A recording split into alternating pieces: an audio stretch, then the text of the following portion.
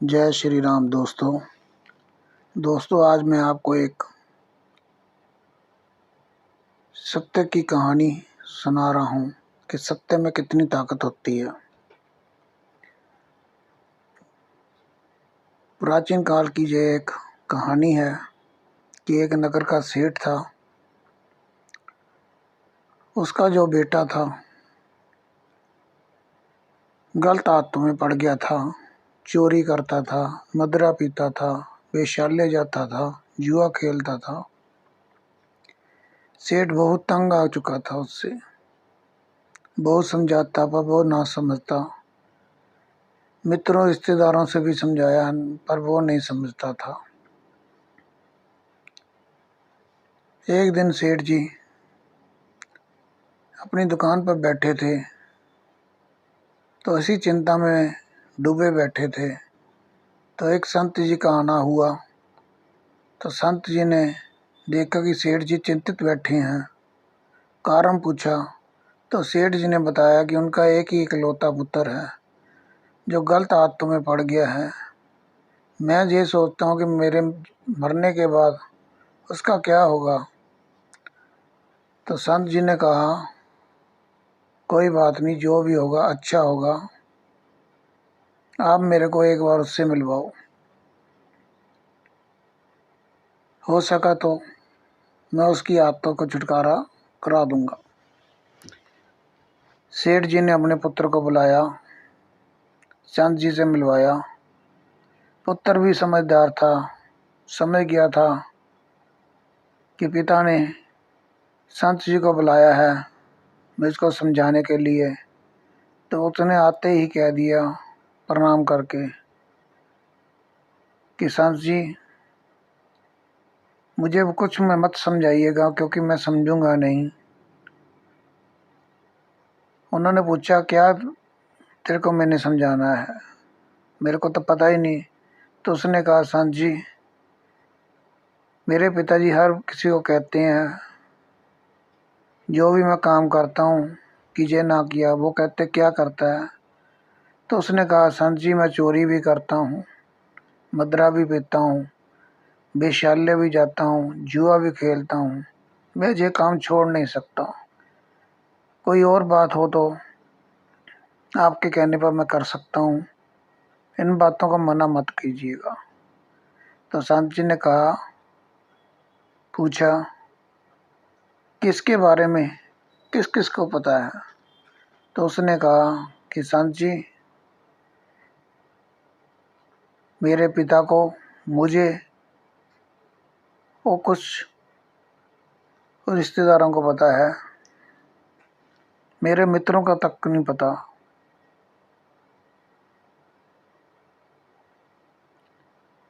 तो संत जी ने कहा कि ठीक है, मैं तेरे से एक वचन लेना चाहता हूँ, तू मुझे वह वचन दे कि तू वो काम करेगा। उसका संत जी इनको छोड़कर मैं क्यों, आप जो भी कहोगे मैं करूँगा। तो संत जी ने अपने कमंडल से जल निकाला, उसकी हथेली पर रखा और उससे संकल्प लिया कि आज के बाद तू झूठ नहीं बोलेगा, जो भी बात बोलेगा सत्य बोलेगा। उसने कहा, संत जी ये तो छोटी सी बात है, इसको मैं कर लूँगा। संत जी ने ये वचन लिया और चल दिए और सेठ जी को कहा कि मैं 15 दिनों के बाद आऊँगा। अंजस सेठ जी का बेटा था। रात का वक्त हुआ, विशाल्य के घर जाने लगा तो रास्ते में एक उसका मित्र मिल गया जो इस बात को वो नहीं जानता था। वो पूछने लगा, कहाँ जा रहा है। तो अब ना तो वो झूठ बोल सकता था, ना ही सत्य बोलने के लिए राजी था। तो उसने कह दिया कि मैं यार घूमने निकला था, घर ही जा रहा हूँ। अब वापस घर की तरफ चल दिया और घर वापस आ गया। 2 दिन बाद वो मदिरा पीने के लिए निकला। तो रास्ते में फिर एक मित्र मिल गया जो उसके इन गलत बुराइयों कामों के बारे में नहीं जानता था। तो उसने भी यही पूछ लिया कि कहाँ जा रहा है। अब भी वो सोचने लगा कि झूठ मैं बोल नहीं सकता, सच भी नहीं बोल सकता, अब क्या कहूँ। उसने फिर कह दिया कि वह बस घर ही जा रहा हूँ, घूमने निकला था। फिर वापस घर आ गया। अब उसको संत जी पर भी क्रोध आ रहा था कि ऐसा कौन सा वचन ले लिया कि मैं तो कोई काम भी नहीं कर सकता। 2-4 दिन बाद उसने सोचा कि कोई बात नहीं, आज चोरी करने के लिए रात को निकला जाए। वो चोरी करने के लिए निकला तो रात का वक्त था। तो रास्ते में उसको एक व्यक्ति मिला। वो कहते उस नगर का राजा था जो चोर की वेशभूषा में रात को घूम रहा था कि देखे मेरे नगर में क्या होता है। वो उसको मिला तो उसने पूछा सेठ के बेटे को कि कौन है। तो सेठ के बेटे ने भी पूछा कि तू कौन है। तो उसने राजा ने झूठ में कह दिया कि मैं चोर हूँ। तो उसने सोचा कि ये तो मेरे ही साथी है, चोरी करने निकला है। तो उसने सच बोल दिया इस बार कि मैं भी चोर ही हूँ, चोरी करने के निकला था। तो राजा ने सोचा कि ये भी चोर, मैं भी चोर। तो उसने कहा कि चल फिर चोरी करने निकलते हैं, जो भी मिलेगा आधा आधा बांट लेंगे। तो सेठ के बेटे ने भी कहा ठीक है। तो राजा ने उसका सारा पता वगैरह पूछ लिया था कि पिता का नाम क्या है, कहाँ रहता है। तो उसने सब कुछ सत्य सत्य बता दिया था। राजा उसको अपने महल में ले गया। वो कहने लगा कि मैं बाहर खड़ता हूँ। वो ऊपर वाला जो कमरा है उसमें रानी का वो कमरा है। उसमें 5 कंगन हीरे के पड़े हैं। तो वो उठा ला, मैं बाहर निगरानी करूँगा, आधा आधा बांट लेंगे। वो ऊपर चढ़ा, कमरे में गया। रानी सोई पड़ी थी। तो उसने 5 कंगन उठाए। तो उठा के सोचने लगा कि हम तो 2 हैं, 2-2 तो बांट लेंगे, 5वां कंगन तो बेचकर ही बांटना पड़ेगा। तो उसने वो कंगन वहीं पे छोड़ दिया। उतर कर वापस आ गया और कहने लगा कि 4 कंगन लेकर आया हूँ। 5 थे, एक मैं वहीं छोड़ आया क्योंकि उसको बेच के अपने दोनों को उसका धन बांटना पड़ना था। इसलिए 2 तेरे 2 मेरे। तो आपस में बात की, दोबारा फिर चोरी कब करेंगे तो यहीं मिलेंगे। सुबह को शोर मच गया महल में कि रानी के कमरे से कंगन चोरी हो गए हैं।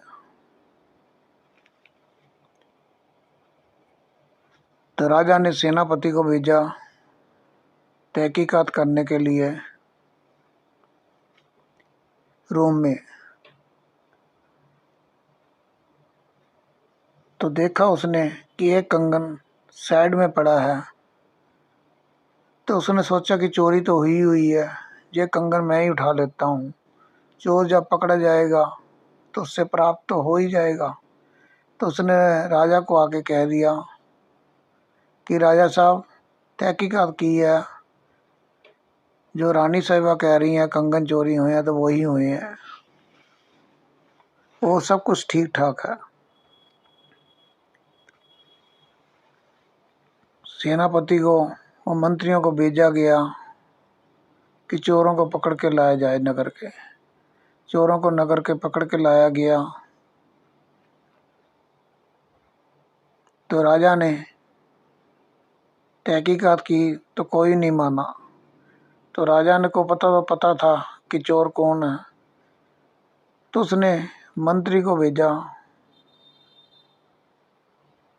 कि फलान एक सेठ का लड़का है, उसको भी पकड़ कर लाया जाए। उसको पकड़ कर लाया गया राज दरबार में। तो उसको पूछा गया कि तूने रात को चोरी की थी? तो सभी हैरान थे कि राजा को कैसे पता। तो उसने सत्य बोल दिया कि हाँ, मैंने चोरी की थी।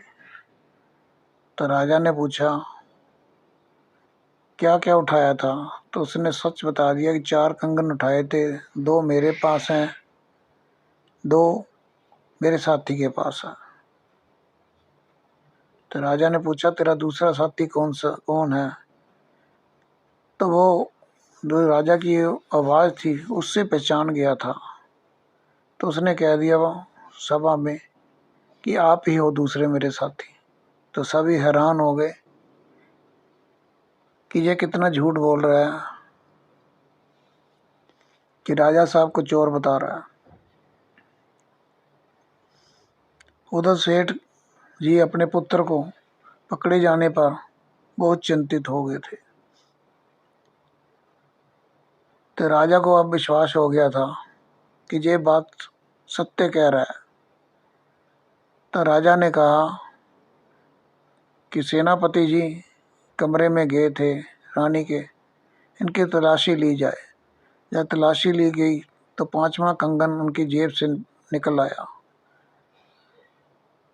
राजा ने उसको पकड़कर जेल में डाल दिया और जो सेठ जी का पुत्र चोर था उसको अपना सेनापति नियुक्त कर दिया कि ये जो भी था सत्य के कारण था। तो वो लड़का घर भी नहीं जा सका। इतने में 15 दिन बीत गए। संत जी सेठ जी के पास पधारे। सेठ जी चिंतित थे और क्रोधित हुए देखकर।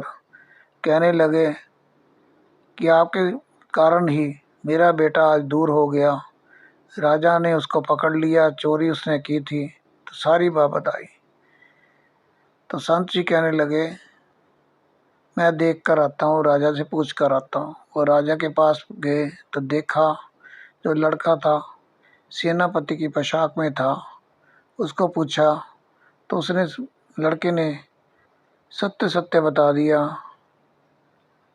कि संत जी आपके कहने पर मैंने सत्य का पालन किया और राजा ने मुझे सेनापति बना दिया। तो संत जी ने पूछा कि बेटे जो जो तेरी 4 बुराइयां थी उसका क्या बना? उसने कहा संत जी वो तो छूट ही गई, क्योंकि जहाँ पर इतना कार्य है कि उधर ध्यान ही नहीं जाता मेरा। मैं तो पिताजी से मिलने भी नहीं गया, उनको बताना कि मैं ठीक हूँ। तो संत जी मिलने के बाद सेठ जी के पास गए, उनको सारी व्यथा सुनाई। तो सेठ जी बहुत खुश हुए और संत जी को कहने लगे कि संत जी जितनी मर्जी धन दौलत दे लो, आपने मेरे बेटे को अच्छे रास्ते पर डाल दिया। तो संत जी कहने लगे कि हमारा काम तो अच्छाई दिखाना है, हमें धन दौलत की ज़रूरत नहीं है।